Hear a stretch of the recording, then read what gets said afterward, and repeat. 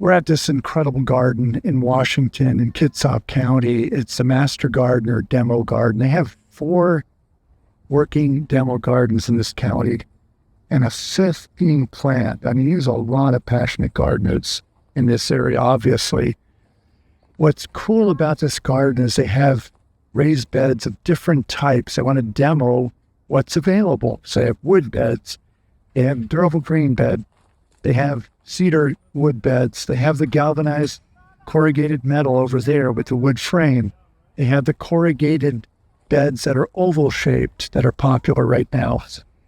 And they're saying, hey, public, check out these beds. There's different ways to do your raised beds, and here are options for you. So here's a durable GreenBed. This is a 4x8x2. It's our best seller. This is the #1 seller of the whole 19 models right here. So yes, we are not an inexpensive solution, but why is that? What is the value here that you're buying and paying for?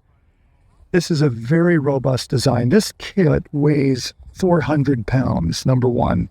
I don't want to scare you for installation because the heaviest part is 60 pounds. Each one of these panels, like here, is a 60-pound item, so it's doable. Your corrugated metal beds, this same size, maybe that's 80 pounds. Maybe it's even less. Very thin sheet metal.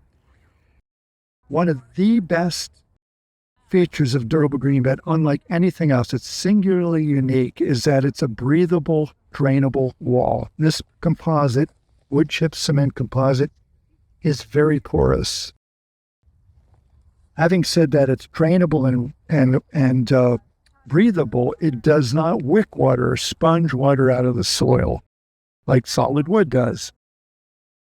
There's a technical reason for that I won't get into right now, but it doesn't pull water out. But if you over-irrigate or a lot of rain, you will actually see water that can weep through the sidewalls.